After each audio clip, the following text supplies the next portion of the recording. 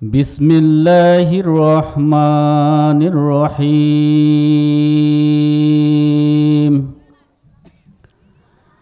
Oman আহসানু কওলাম মিম্মান দাআ ইলাল্লাহি ওয়া আমিলান সালিহান ওয়া ক্বালা ইন্নানি মিনাল মুসলিমিন। أو قال النبي صلى الله عليه وسلم بلغوا عني ولو آية. بارك الله لنا لكم في القرآن العظيم ونفعنا وإياه ذكر الحكيم.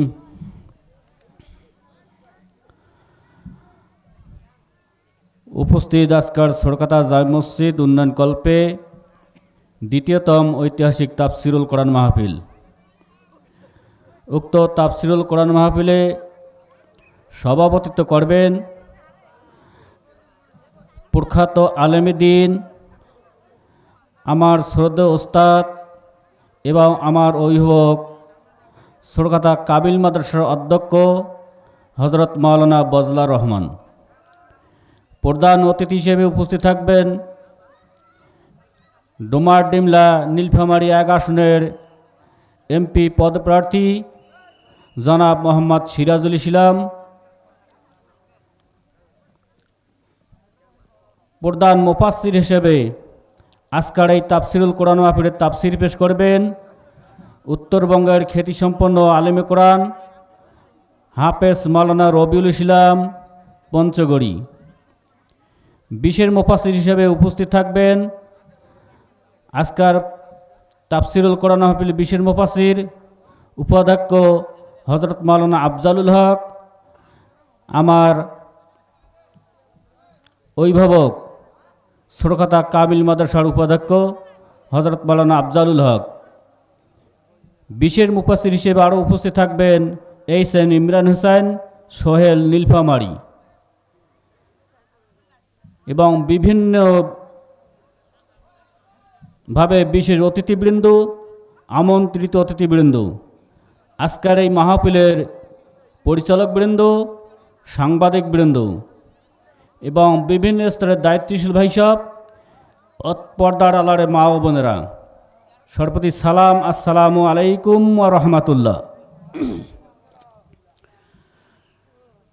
সর্বপ্রথম সেই মহান রব্বুল আলামিনের দরবারে কালিমাত শুকর আদায় করছি যে আল্লাহ তাআলার অশেষ মেহেরবানিতে আমাদেরকে এই আবহাওয়ার প্রতিকূল পরিবেশে, অর্থাৎ প্রচুর ঠান্ডা, এই ঠান্ডার মধ্য থেকে এলাকার বিভিন্ন রকম অনেক মানুষ রয়েছে, তার মধ্য থেকে আমাদের কয়েকজন ব্যক্তিকে আল্লাহ তাআলা বাছাই করেছেন যে তার এই কোরআনুল কারিমের তাফসির শোনার জন্য।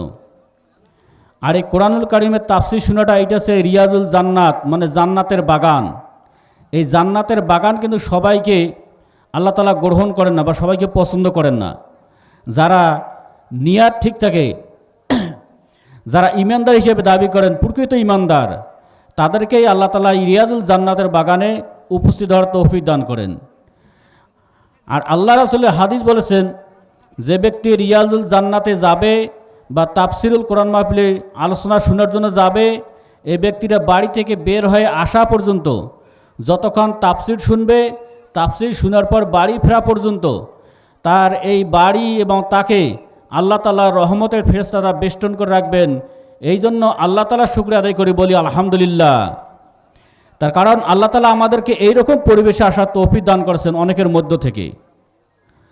দৌড় দৌড় সালাম বর্ষিত হোক আমাদের প্রিয় হাবিব হযরত মুহাম্মদুর রাসূলুল্লাহ, যে রাসূল তার জীবনের দীর্ঘ 23টি বছর অক্লান্ত পরিশ্রম করে আমাদেরকে একটা সুন্দর সমাজ উপহার দিয়েছেন, যে রাসূলের আদর্শে আমরা আদর্শিত, যে রাসূলের দেখানো পথে আজকে আমরা চলতে চেয়েছি, সেই রাসূলের রজা মুবারকে দরুদ পেশ করি, সকলে বলি সাল্লাল্লাহু আলাইহি ওয়াসাল্লাম। সম্মানিত উপস্থিতি, আসলে আমি কিন্তু বক্তা নই, আমি হচ্ছি উদ্বোধক। আমি আপনাদের এই সবার কাজটা উদ্বোধন করে দেব, আর আমাদের যে বক্তা আছেন তাদের কাছ থেকে আপনারা আলোচনা শুনবেন। তো এই জন্য আল্লাহ তাআলা বলছেন, ওমান আহসানু কওলান মিম্মান দাআ ইলাল্লাহ ওয়া আমালান সালিহান ওয়া ক্বালা ইন্নানি মিনাল মুসলিমিন। যে তার কথার চেয়ে আর কার কথা উত্তম হতে পারে যে মানুষকে আল্লাহর দিকে আহ্বান করে, নিজে সৎ আমল করে এবং ঘোষণা দেয় আমি একজন মুসলমান। তিনটা কথা এখানে বলা হয়েছে। এক নম্বর কথা হয়েছে তিনি ঘোষণা দেয় যে আমি নিজে সৎ আমল করে এবং আল্লাহর দিকে মানুষকে ডাকে। আজকে এই যে আল্লাহর দিকে ডাকার যে একটা বিধান, অর্থাৎ এই তাফসিরুল কোরআন মাহফিল, এই তাফসিরুল কোরআন মাহফিল যারা আয়োজন করেছেন, যারা এখানে সময় দিয়েছেন, যারা শ্রম দিয়েছেন, যারা মেধা দিয়েছেন, যারা বিভিন্নভাবে অর্থ দিয়েছেন, যারা এখানে শোনার জন্য এসেছেন, যারা লাইটিং মাইকের ব্যবস্থা করেছেন, এই সমস্ত মিলে যে সমস্ত ব্যক্তিরা এখানে এসেছেন তারা একটাই জিনিস চিন্তা করেছিলেন যে আমরা এখানে আল্লাহ তাআলার বিধান যে আল্লাহ তাআলার জমিনে বাস্তবায়ন হবে, এই বিষয়গুলো আমরা নিজে শুনবো, অন্যকে শোনাবো এবং এই অনুযায়ী আমল করার চেষ্টা করব। এই জন্য এখানে আমাদেরকে উপস্থিত হওয়ার তৌফিক দান করেছেন। এই জন্য আল্লাহ তাআলার পক্ষ থেকে আমাদের উপর রহমত বর্ষিত হোক এবং আমরা যতক্ষণ পর্যন্ত এখানে বক্তারা থাকবে, যতক্ষণ পর্যন্ত আমাদের তিনজন বক্তা আছেন, এই তিনজন বক্তার কাছ থেকে আমরা তাফসির শুনবো। এই তাফসির শুনে আমরা এখান থেকে এগুলো আমাদের কি করব, বাস্তব জীবনে আমল করার চেষ্টা করব। এখান থেকে আমরা একটু পাথেয় সংগ্রহ করব। তাহলেই দেখা যাবে যে আল্লাহ তাআলা আমাদেরকে যে উদ্দেশ্যে এখানে পাঠাইছেন সেই উদ্দেশ্য হাসিল হবে। দুই নম্বর কথা হচ্ছে যে যদি আমরা যারা আয়োজন করেছি নিজেই আয়োজন করার পরেও যদি আমরা এগুলোকে আমল না করি, তাহলে আল্লাহ তাআলার ভাষা বলা হয়েছে ইয়া আইয়ুহাল্লাযীনা আমানু লিমা তাকুলুনা মা লা তাফআলুন কাবুরা মাকতান ইনদাল্লাহি আন তাকুলু মা লা তাফআলুন। হে ঈমানদারগণ, তোমরা ওই সমস্ত কথা বলো না যে সমস্ত কাজ তোমরা নিজেই করো না। আজকে আমরা হয়তো তাফসির মাহফিলের আয়োজন করেছি, কিন্তু আমরা নিজেই তাফসির শোনার পরে এই অনুযায়ী আমল করি না। এইটা যেন হয় না, যারা শুনতে এসেছি শোনার পরে এখান থেকে চলে গেলাম কিন্তু এই অনুযায়ী আমল করার চেষ্টা করলাম না, এটা কিন্তু হবে না। এই জন্য আল্লাহ তাআলা এই বিষয়টাকে পছন্দ করবেন না। এই কারণে আল্লাহ তাআলা বলছেন যে যদি তোমরা এই ধরনের কাজ করো যেটা নিজে তোমরা আমল করো না কিন্তু অন্যকে বলার চেষ্টা করো, তাহলে কাবুরা মাকতান ইনদাল্লাহ, আল্লাহ তাআলার নিকট সবচেয়ে জঘন্য অপরাধ আছে এইটা। তাফসিরুল কোরআন মাহফিলের আয়োজন আমরা করেছি, যে তাফসির এটা আমাদের জন্য একটা গাইডলাইন, একটা জীবন বিধান। এই আল কোরআন যখন আমাদের মাঝে আল্লাহ রাসূলের মাধ্যমে নাজিল হয়, তখন নাজিল হওয়ার পূর্বে ইতিহাস দেখবেন যে সমস্ত আরব জাতি আইয়ামে জাহিলিয়াতে ডুবেছিল। আর যখন এই কোরআন দীর্ঘ 23টি বছর আল্লাহ রাসূলের মাধ্যমে যখন জমিনে বাস্তবায়িত হলো, তখন দেখা গেল সেই আরব ভূমি মরুভূমিতে সোনার ফসল ফললো, সোনার মানুষ তৈরি হলো, সোনার খনি তৈরি হলো, সব কিছুই সোনায় ভরপুর হয়ে গেল। এটার একমাত্র উদ্দেশ্য, একমাত্র কারণ হচ্ছে এই আল কোরআন। এই আল কোরআন আসার কারণে এই সমস্ত হয়েছে। আজকে যদি আমাদের বাংলাদেশেও আমরা যারা এই কোরআন তাফসিরুল কোরআন মাহফিল আয়োজন করেছি, তাফসিরুল কোরআন মাহফিল শুনতেছি, তাফসিরুল কোরআন মাহফিলের সহযোগিতা করেছি, এই তাফসিরুল কোরআন মাহফিলে যদি আমরা এই কাজগুলো করি এবং এই তাফসির অনুযায়ী যদি আমরা যেগুলো শুনবো, যেগুলো শোনার পরে বাস্তব যিনি আমল করার চেষ্টা করব, তাহলে দেখা যাবে আল্লাহ তাআলা আমাদেরও মনে, আমাদেরও এলাকায়, আমাদেরও জায়গায়, আমাদেরও রাষ্ট্রে সেই রকমের সোনার ফসল আল্লাহ তাআলা দিয়ে দিবেন। এই জন্য আমি আপনাদেরকে উদারত আহ্বান জানাবো, আপনার শুধু এই তাফসির শুনেই এখান থেকে যাবেন তা নয়, এই তাফসিরকে বাস্তব যিনি আমল করার চেষ্টা করবেন। দ্বিতীয় কথা হচ্ছে যে আল্লাহ তাআলা বলেছেন ইন্নাল্লাহা ইউহিব্বুল্লাযীনা ইউকাতিলুনা ফী সাবিলিহি সাফান কান্নাহুম বুনিয়ানুম মারসুস। ওই সমস্ত ব্যক্তিদেরকে আল্লাহ তাআলা সবচেয়ে বেশি পছন্দ করেন, বেশি মহব্বত করেন, বেশি ভালোবাসেন, যে সমস্ত ব্যক্তিরা সীসা ডালা প্রাচীরের ন্যায় আল্লাহ তাআলার কোরআন, আল্লাহ তাআলার বিধান আল কোরআন এটাকে বাস্তব জীবনে আমল করার চেষ্টা করবে, নিজের পরিবারে বাস্তবে আমল করার চেষ্টা করবে, নিজের সমাজে বাস্তবায়ন করার চেষ্টা করবে, রাষ্ট্রে বাস্তবায়ন করার চেষ্টা করবে। তাহলে দেখা যাবে যে এই সমস্ত ব্যক্তিদেরকে আল্লাহ তাআলা বেশি মহব্বত করেন, বেশি পছন্দ করেন। আর আল্লাহ তাআলা যে সমস্ত ব্যক্তিদেরকে মহব্বত করেন, পছন্দ করেন, ওই সমস্ত ব্যক্তিদেরকে কোনো দুনিয়ার এমন কোনো শক্তি নাই, এমন কোনো কাজ নাই যে তাদেরকে ঠেকাইতে পারেন। তার কারণ যে সমস্ত ব্যক্তিদের অভিভাবক আল্লাহ তাআলা হয়ে যান, যে সমস্ত ব্যক্তিদের সাহায্যকারী আল্লাহ তাআলা হয়ে যান, সেই সমস্ত ব্যক্তিদেরকে একমাত্র আল্লাহ তাআলাই সাহায্য করবেন এবং আল্লাহ তাআলাই তাদেরকে হেফাজত করবেন। এই জন্য যাদের অভিভাবক আল্লাহ তাআলা হবেন, সেই সমস্ত ব্যক্তিদেরকে আল্লাহ তাআলা বেশি মহব্বত করবেন, বেশি পছন্দ করবেন। এই জন্য আমরা আল্লাহ তাআলার কাজ যে আল কোরআনকে বাস্তব জীবনে আমল করার জন্য, বাস্তব আল্লাহ তাআলার বিধান আল্লাহ তাআলার জমিনে বাস্তবায়ন করার জন্য চেষ্টা করব, তাহলে আল্লাহ তাআলা বলছেন ইউহিব্বুল্লাযিনা ইয়াকাতিলুনা ফি সাবিলি সাফান, যেটা আমাকে আল্লাহ তাআলা আমাদেরকে বেশি মহব্বত করেন যদি আমরা সীসা ঢালা প্রাচীরে নয় আমরা ঐক্যবদ্ধ হতে পারি। আজকে আমরা যে এলাকার যে সমস্ত ব্যক্তিরা আছি আমরা যাতে যেন ঐক্যবদ্ধ হতে পারি, ঐক্যবদ্ধ হয়ে আমরা যারা মুসলমান হিসেবে দাবি করি আমাদের সকলেরই প্রতি আমার উদারত আহ্বান দাবি যে আপনারা আসুন আল কোরআনকে আপনারা বাস্তব জেনে নিজের জীবনে গ্রহণ করার চেষ্টা করুন, নিজের পরিবারে বা আমল করার চেষ্টা করুন, নিজের সমাজে এটা বাস্তবায়িত করার চেষ্টা করুন, তাহলেই দেখা যাবেন যে আল্লাহ তাআলা আপনাদেরকে আমাদেরকে ভালোবাসবেন। এখন কথা আছে যদি আমরা এগুলো ভালো না বাসি তাহলে কি হবে? আল্লাহ তাআলা বলছেন ইউরিদুনা লিইউতফিউ নূরাল্লাহি বিআফওয়াহিহিম, ওই সমস্ত ব্যক্তিরা চায় আল্লাহ তাআলার নূরকে নিভাই দিতে, আল্লাহু মুতিমুন নূরিহি, কিন্তু তারা এটা পারে না। আল্লাহ তাআলা চায় যে তারা আলোকে প্রজ্বলিত করতে।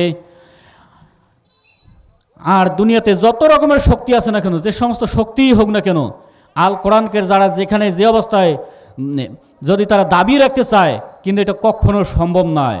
আল্লাহ তাআলা বলছেন যে আমার এই নূরকে, আমার এই কোরআনকে, আমার এই আলোকে কেউ কখনো এটা দাবি রাখতে পারবে না, এটা নিভে রাখতে পারবে না। এটা যতই তারা নিভেতে চাবে, যতই তারা ফুৎকার দেবে, এর ফুৎকারে তারা প্রজ্বলিত হবে। এই জন্য এই আল কোরআন এমন একটা জিনিস, এমন একটা শক্তি, এই শক্তিটা এমন কোনো দুনিয়ার শক্তি নাই এটাকে তার দাবিয়ে রাখতে পারে। এই জন্য এটা দাবার কোনো চেষ্টা করার কোনো সুযোগ নাই, বা দাবার চেষ্টা শুরু করবেন না। যদি দাবার চেষ্টা করেন তাহলে আল্লাহ তাআলা বলছেন ওই সমস্ত ব্যক্তিরাই ধ্বংস হবে যারা এই আল কোরআনকে দাবানোর চেষ্টা করবে। আর যারা এটাকে দাবানোর চেষ্টা করবে না, আল্লাহ তাআলা বলছেন আল্লাহু মুতিমুন নূরিহি, আমি আমার আলোকে প্রজ্বলিত করবই, যদিও আল্লাহ কারিহাল কাফিরুন, কাফেররা এটাকে অপছন্দ করে। তা কাজে এটাকে অপছন্দ করার কোনো কিছু নেই। আসুন আমাদের তাফসির কারকরা আছেন এখানে বিভিন্ন রকমের তাফসির পেশ করবেন, আমরা এই তাফসির পেশ করার মাধ্যমে আমরা আমাদের বাস্তব জীবনে আমল করার চেষ্টা করব। আল্লাহ তাআলা আমাদেরকে বলেছেন বাল্লেগু, আল্লাহ রাসূল বলছেন বাল্লেগু আন্নী ওয়াল আয়াত, আমার পক্ষ থেকে একটা বাণী যেটা শুনে এটা অন্যের কাছে পৌঁছে দাও। এই পৌঁছে দেওয়ার মাধ্যমে আজকের এই তাফসিরুল কোরআন মাহফিল আমরা মানুষের কাছে আমাদের দাওয়াতটুকু পৌঁছাবো। তার কারণ আল্লাহ তাআলার পক্ষ থেকে আমাদেরকে যে দায়িত্ব দিয়েছেন, কুল্লুকুম রাইন কুল্লুকুম মাসউলুন আন রাইয়াতিহি, প্রত্যেককে আমরা দায়িত্বশীল। কাল কিয়ামতের দিন আল্লাহ তাআলা আমাদেরকে দায়িত্ব সম্পর্কে জিজ্ঞাসা করবেন। এই জন্য আমরা আমাদের কাছে যতটুকু দায়িত্ব আল্লাহ তাআলার পক্ষ থেকে এসেছেন আমরা আপনাদের কাছে পৌঁছাইতে চাচ্ছি যে আপনাদের বাস্তব জীবনে এই কোরআনকে আমল করার চেষ্টা করুন। তার কারণ হচ্ছে এই কোরআন এমন একটা সংবিধান, এমন একটা বিধান যেটা যদি এই জমিনে বাস্তবায়িত করা যায় তাহলে সমস্ত মানুষ তারা এখানে শান্তিতে বসবাস করে, সমস্ত মানুষ শান্তি পাবে। তার কারণ এই আল কোরআনটা এটা শুধু মুসলমানদের জন্য নয়, মানব জাতির জন্য হেদায়েত স্বরূপ, সমস্ত মানব জাতির জন্য হেদায়েত স্বরূপ। আর সমস্ত মানব জাতি যখন এখানে হেদায়েত পাবে তখন দেখা যাবে যে আল্লাহ তাআলার পক্ষ থেকে সমস্ত রহমত আমাদের উপর বর্ষিত হবে। এই জন্য আমি আপনাদেরকে উদারত আহ্বান জানাবো, আপনারা এটাকে আমাদের বাস্তব জীবনে আমল করার চেষ্টা করবেন। তা না হলে কী হবে, কাল কিয়ামতের দিন এই কোরআন যদি আপনারা শুনলেন আর মানলেন না, তাহলে এই কোরআন কাল কিয়ামতের দিন আপনাদের কাঠগড়ায় দাঁড় করাবেন এবং আপনাদের বিপক্ষে সাক্ষী দিবেন। আর এই কোরআন কাল কিয়ামতের দিন দুই পক্ষে সাক্ষী দিবেন, কারো বিপক্ষে কারো পক্ষে। তার কারণ এই কোরআন আপনাদেরকে এসেছে হেদায়েত করার জন্য। যে সমস্ত ব্যক্তিরা এই কোরআনের হেদায়েত পাবে, এই কোরআনের হেদায়েতের পথে চলবে, তাদেরকে আল্লাহ কোরআন কাল কিয়ামতের দিন তাদেরকে সুপারিশ করবেন। কারণ যখন ওই হেদায়েতপ্রাপ্ত ব্যক্তি মৃত্যুবরণ করবেন, আল্লাহ রাসূলের হাদিস যে হেদায়েতপ্রাপ্ত ব্যক্তি যখন মৃত্যুবরণ করবেন তখন ফেরেশতারা আসি তার সল জবাবের জন্য ডাক দিবেন। তখন আল কোরআন আসি বলবেন যে শুনেন, এই ব্যক্তিকে ডাকার প্রয়োজন নাই, সে ঘুমাইছে ঘুমাক, আমাকে কি বলার সে বলেন। তার কারণ সে দুনিয়াতে থাকা অবস্থায় আমাকে বাস্তবায়ন করার জন্য সে অনেক চেষ্টা করেছে, তার ঘাম ঝরেছে, সে রক্ত দিয়েছে, সে ত্যাগ স্বীকার করেছে, সে মার খেয়েছে, ডাং খেয়েছে, সে অনেক রকম গালমন্দ হয়েছে। এই জন্য তাকে আর এখন কি করো, তাদেরকে সে এখন যে মৃত্যুবরণ করার পরে এখন সে শান্তিতে ঘুমাক, তাকে অশান্তি করো না। তোমার কত প্রশ্ন আছে তুমি আমাকে করো, আমি আল কোরআন তোমার এই প্রশ্নের জবাব দেবো। এইভাবে কোরআন তাদের জন্য সুপারিশ করবে। আর যদি এই কোরআন বাস্তব আমাদের আসার কারণে আমরা যদি না মানি তাহলে এই কোরআন কাল আমার বিপক্ষে সাক্ষী দিবে। ওই যখন আমার মৃত্যু হবে তখন এই কোরআন আসি বলবে যে হে ফেরেশতারা, তুমি তাকে যত প্রশ্ন পারো করো, তার কারণ এই কোরআন আমি যে তাদের কাছে এসেছি তারা আমাকে গ্রহণ করেন নাই, আমাকে মানে নাই। এই জন্য আমি আপনাদেরকে উদারত আহ্বান জানাবো, আপনার আল কোরআনের যে সমস্ত বিধান রয়েছে বাস্তব জীবনে আমল করার চেষ্টা করবেন। এই কোরআনটা বাস্তব জীবনে আমল করার চেষ্টার বিভিন্ন রকমের উপায় রয়েছে, বিভিন্ন রকমের পদ্ধতি রয়েছে। তার মধ্যে আমি আপনাদেরকে একটা কথা বলবো যে আমরা যে মুসলমান হিসেবে দাবি করি, এই মুসলমানের প্রথম কাজ হচ্ছে যে আমরা নামাজ। কাল কিয়ামতের দিন যে সমস্ত ব্যক্তিরা নামাজের হিসাব সহজ হবে, তার সমস্ত হিসাব সহজ হবে। এই জন্য আমাদের বাস্তব জীবনে 1 নম্বর কাজ হচ্ছে আমাদেরকে নামাজকে আগে আঁকড়ে ধরতে হবে। তার কারণ একজন ব্যক্তিকে অশ্লীলতা বেহাপনা কাজ থেকে দূরে রাখার মাধ্যম হচ্ছে নামাজ। ইন্না সালাতা তানহা আনিল ফাহশাই ওয়াল মুনকার। যে সমস্ত ব্যক্তিরা নামাজ পড়বে তাদেরকে এই কোরআন অশ্লীলতা বেহাপনা কাজ থেকে দূরে থাকবে। আর যখন অশ্লীলতা বেহাপনা কাজ থেকে দূরে থাকবে তখন দেখা যাবে যে সে তার সমস্ত আমলগুলা সে আল্লাহ তাআলার বিধান আল কোরআন অনুযায়ী হবে, এবার রাসূলের দেখানো পথেই হবে। এই জন্য আমি আপনাদেরকে বলবো, আমরা নামে মুসলমান হব না, আমরা আসলে বাস্তবে মুসলমান হব। মুসলমানদের যেটা প্রথম কাজ আছে, আমাদেরকে নামাজ পড়তে হবে, 5 ওয়াক্ত নামাজ। যদি আমি আমার জীবনে বাস্তব দিনে 5 ওয়াক্ত নামাজ পড়তে পারি তাহলে দেখা যাবে যে কাল কিয়ামতের দিন এই নামাজের ওসিলায় আল্লাহ তাআলা হয়তো আমাদেরকে পার করে দিতে পারেন। এই জন্য আমাদেরকে নামাজের দিকে ধাবিত হতে হবে। যদি নামাজ না পড়ি তাহলে দেখা যাবে যে এই নামাজের কারণে কাল কিয়ামতের দিন আমাদেরকে আল্লাহ তাআলা জাহান্নামে নিক্ষেপ করবেন। এই জন্য আমরা নামাজটাকে আগেই আমাদের বাস্তব জীবনে আমল করার চেষ্টা করব। আর মুসলমানের পরিচয় আছে নামাজ। আল মুসলিমু মান সালামাল মুসলিমিন লিসানি ওয়া ইয়াদিহি। আর 2 নম্বর কথা হচ্ছে যে মুসলমানদের পরিচয় হচ্ছে যে ব্যক্তি মুসলমান সে দাবি করবে তার জবান এবং হাত থেকে অন্য মুসলমান নিরাপদ থাকবে। এই নিরাপদ আমরা দেব। তার কারণ আমি যদি মুসলমান হয়ে দাবি করার পরে আমি যদি মানুষের সাথে অশ্লীলতা ব্যবহার করি, মানুষকে খারাপ ভাষায় কথা বলি, মানুষকে খারাপ চিন্তাধারা দেই এবং মানুষকে হাত দিয়ে তাদেরকে আমাকে প্রতিহত করি, তাহলে দেখা যাবে যে আল্লাহ তাআলা কাল কিয়ামতের দিন এর জন্য আমাদেরকে ধরবেন। এই জন্য আমি বলতে চাই যে সমস্ত ব্যক্তিদেরকে যারা আমরা মুসলমান সে দাবি করি, 2 নম্বর কাজ আছে আমাদেরকে জবান এবং হাত থেকে অন্য মুসলমান নিরাপদ থাকবে। কিন্তু আজকে আমাদের সমাজে দেখা যায় যে এই নিরাপদ আমরা নই। আমরা মুসলমান সে দাবি করি, আমাদের মধ্যে দেখা যায় নামাজও নাই, আবার দেখা যাচ্ছে যে আমার স্বার্থের জন্যে অন্যকে কীভাবে ঘায়েল করা যায় এই চিন্তা, এই পায়তারা আমার আছে। যারা দুর্বল তাদেরকে আমরা, যারা সবল আছি তারা আমরা বেশিরভাগ তাদেরকে কী করি, বিভিন্ন রকমের হেনস্থা করি। এগুলো কিন্তু মুসলমানের কোনো কাজ নয়। এই জন্য আমি আপনাদেরকে উদারত আহ্বান জানাবো, আপনার এই 2টা কাজ করবেন। 1 নম্বর কাজ হচ্ছে আপনার নামাজ পড়বেন, তাহলে আপনাদের কাজ থেকে অশ্লীলতা দূর হয়ে যাবে। এবং আপনাদের 2 নম্বর কথা হচ্ছে আপনাদের দ্বারা যেন অন্য কোনো মুসলমান তোমাদের কোনো কষ্ট না পায়, এই দিকটা খেয়াল করবেন। এখন কথা হচ্ছে যে আপনি নিজে যে নামাজ পড়বেন, এই নামাজ পড়ার মধ্যে কিন্তু শেষ নয়। আপনাদের নামাজের মাধ্যমে আপনার পরিবারকে আপনাকে গঠন করতে হবে। আপনার পরিবারে নামাজ যদি না পড়ে তাহলে দেখা যাবে যে কাল কিয়ামতের দিন আপনি একজন দায়িত্বশীল হিসেবে আপনি যে কাজগুলো করেছেন, তাদেরকে খাওয়াইছেন, ভরণ পোষণ দিচ্ছেন, তাদেরকে মানে জীবিত রাখার জন্য তাদেরকে যা কিছু দরকার, চিকিৎসার জন্য ওষুধপাতি দরকার, আপনি সব কিছুই ভরণ পোষণ করতেছেন, কিন্তু কাল কিয়ামতের দিন জাহান্নামের আগুন থেকে বাঁচার জন্য চিন্তা করতেছেন না। কিন্তু এই সন্তান, এই স্ত্রী কাল কিয়ামতের দিন আপনাদেরকে ধরবে যে আল্লাহ তাআলা আমাদেরকে সে খাওয়াইছে, ভরণ পোষণ দিয়েছে, সে আমার দায়িত্বশীল ছিল, কিন্তু তোমার এই কাজ করলে যে আমরা জান্নাত যেতে পারি কিন্তু আমাদেরকে এই আদেশটুকু তারা করে নাই। এই জন্য নিজে তো নামাজ পড়বেনই এবং আপনাদের পরিবারকে নামাজ পড়ার জন্য আপনাদেরকে উৎসাহ দিতে হবে এবং তাদেরকে তাগিদ দিতে হবে। শুধু উৎসাহ নয়, তাগিদ দিতে হবে যাতে জন্য তারা নামাজ পড়ে। তার কারণ হচ্ছে কাল কিয়ামতের দিন আপনি যদি আপনার আমলের কারণে জান্নাত যান, তাহলে দেখা যাচ্ছে ওই যে পরিবারে আপনার সন্তান, আপনার ছেলে, আপনার মেয়ে, আপনার স্ত্রী যারা জাহান্নামী হলো, যখন আপনাকে জান্নাতের ওয়াদা দেওয়া হলো, ফয়সালা হলো, আল্লাহ তাআলার পক্ষ থেকে বলবে যে হে ফেরেশতারা তাকে জান্নাতে পাঠিয়ে দাও, তুমি জান্নাতে যাবে, তখন তোমার পিছনে পিছনে তোমার সন্তানরাও যাবে, তোমার ওই স্ত্রীও যাবে। তখন ফেরেশতারা বলে এই তোমার পাশা তোমরা যাচ্ছ কেন? তখন তারা বলবে যে না, সে তো আমাদের গার্জিয়ান ছিল, সে যদি জান্নাতে যেতে আমরাও যাব। তখন বললো যে তার আমলের কারণে সে জান্নাত যায়, কিন্তু তোমাদের আমল তো ভালো না, তোমরা তো জান্নাত যেতে পারবে না। তখন বললো আল্লাহ তাআলা যদি জান্নাত যাওয়ার জন্য রাস্তাটা ভালো হয় সে তো কোনোদিন আমাদেরকে বলে নাই, এই জন্য আমরাও তাদের সাথে জান্নাতে যেতে চাই। তখন আল্লাহ তাআলা তাকে বলবেন যে শুনো, তুমি আসলে কি বলো নাই? যে হ্যাঁ, যদি সে বলে থাকে তাহলে বলছে আল্লাহ তাআলা আমি বলছি কিন্তু তারা মানে নাই, কিন্তু তার দোষটা কেটে যাবে। আর যদি সে না বলে তাহলে কি হবে? তখন সার জবানটা বন্ধ হয়ে যাবে, সে কিন্তু কিছুই বলতে পারবে না। এই জন্য কী হবে? তখন তাদেরকে আটক করা হবে এবং এবং আল্লাহ তাআলার পক্ষ থেকে তখন ফেরেশতারা বলবে যে আল্লাহ তাআলা এ তো নিজে আমল করেছে ঠিকই, কিন্তু তার পরিবারকে আমল করার জন্য বলে নাই, এই জন্য তার কী শাস্তি হওয়া উচিত। তখন আল্লাহ তাআলা বলবেন যে তুমি কাজ করো, ওদের পাপের বা বোঝাগুলো তার ঘাড়ে চাপিয়ে দাও। কারণ সে দায়িত্বশীল হওয়ার পরে যদি তার দায়িত্ব পালন নাই করে, এই দায়িত্ব অবহেলার কারণে তাদের পাপের বোঝাগুলো তার ঘাড়ে চাপিয়ে দাও। তখন তাদের বোঝাগুলো তাদের ঘাড়ে চাপিয়ে দেওয়া হবে। চাপিয়ে দেওয়ার কারণে তখন তার পাপের যে পুণ্যের বোঝাগুলো তখন কী হলো, তাদের সরিয়ে দেওয়া হবে। পাপের বোঝা বেশি হওয়ার কারণে তখন তা কী হয়, তাক সহ তার পরিবারকে সবাইকে জাহান্নামে নিক্ষেপ করবেন। এই জন্য আমি আপনাদেরকে উদারত আহ্বান জানাবো, আপনারা নিজে নামাজ পড়বেন, আপনি নিজে সৎ আমল করবেন, আপনার নিজেই আপনার বাস্তব জীবনে আল্লাহ তাআলার বিধান মানার চেষ্টা করবেন, এর পাশাপাশি আপনাদের পরিবারকেও মানার চেষ্টা করাবেন। তাহলে দেখা যাবে কাল কিয়ামতের দিন হয়তো আল্লাহ তাআলা আপনাদেরকে নাজাত দেবেন।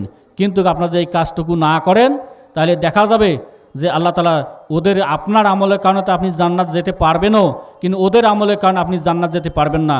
এই জন্য আপনারা তাদেরকে আপনাদের দায়িত্ব অনুযায়ী তাদেরকে সৎ আমল করার জন্য চেষ্টা চালাবেন।